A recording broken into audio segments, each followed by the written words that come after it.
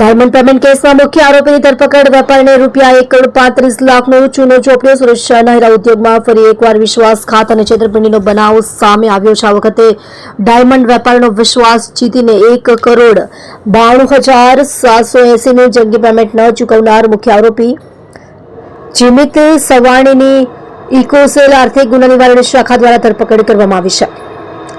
પ્રાપ્ત વિગતો મુજબ આરોપી જીમિત સવાણીએ વેપારીને વિશ્વાસ અપાવ્યો હતો કે તેના પિતા જીતેન્દ્ર સવાણી અને ભાઈ ઋત્વિક સવાણી મુંબઈમાં હીરાનો મોટો વેપાર સંભાળે છે. આ વિશ્વાસના આધારે તેણે ફરિયાદી વેપારી પાસેથી નેચરલ ડાયમંડ LB હીરાનો મોટો જથ્થો ખરીદ્યો હતો અને 45 થી 60 દિવસમાં પેમેન્ટ ચૂકવવાની શરત નક્કી કરી હતી.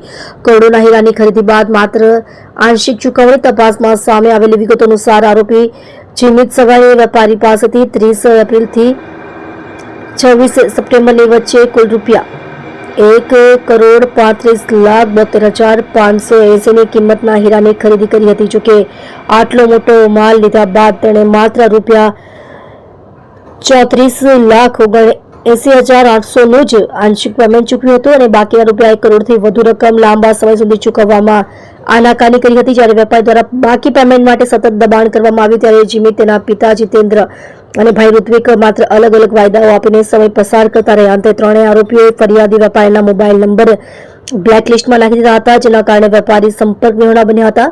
ઇકોસેલ દ્વારા ઝડપી કાર્યવાહી અને તપાસનો ધમધમાટ. પોતાની સાથે છેતરપિંડી થઈ હોવાનો ખ્યાલ આવતા જ વેપારીએ તાત્કાલિક ઇકોસેલમાં ફરિયાદ નોંધાવી હતી. ફરિયાદના આધારે ઇકોસેલની ટીમે ઝડપી કાર્યવાહી કરી મુખ્ય આરોપી જીમિત સવાણીની ધરપકડ કરી લીધી છે. હાલમાં પોલીસ જીમિતના પિતા જીતેન્દ્ર અને ભાઈ ઋત્વિકની આ ગુનામાં સંડોવણી અંગે સઘન તપાસ કરી રહી છે.